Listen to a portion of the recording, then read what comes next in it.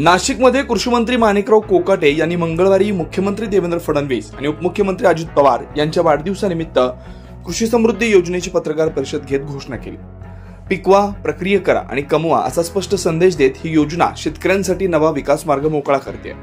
या योजनेच्या माध्यमातून शेतीतील भांडवली गुंतवणूक, आधुनिक तंत्रज्ञान, प्रक्रिया उद्योग आणि सेंद्रिय शेती यास प्रोत्साहन दिलं जाणार आहे। शेतकऱ्यांनी फक्त पीक पिकवू नये तर त्यावर प्रक्रिया करून नफा वाढवावा यासाठीच कृषी समृद्धी योजना तयार केली आहे। येत्या काळात शेती हा नफा देणारा व्यवसाय होईल यासाठी हे पाऊल आहे। या योजनेतून नैसर्गिक शेती करणाऱ्या शेतकऱ्यांना सेंद्रिय खते, बायो इनपुट्स यासाठी अनुदान मिळेल। गट शेतीला प्रोत्साहन दिलं जाईल, ज्यातून उत्पादन खर्च कमी होईल आणि विक्री सुलभ होईल। शेतीपूरक प्रक्रिया उद्योग, मार्केटिंग, ब्रँडिंग आणि निर्यात यासाठी मार्गदर्शन व मदत दिली जाणार आहे। शेतकऱ्यांचं उत्पन्न दुप्पट करण्यासाठी कृषी समृद्धी ही योजना महत्त्वाची ठरणार आहे।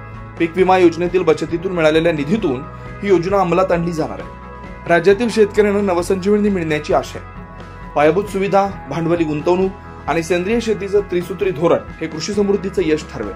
शेतकऱ्यांच्या शेतीमधून समृद्धीकडे वाटचाल व्हावी यासाठी ही योजना कितपत यशस्वी ठरते हे पाहणं महत्त्वाचं ठरेल। 9 न्यूज महाराष्ट्र ब्युरो, नाशिक।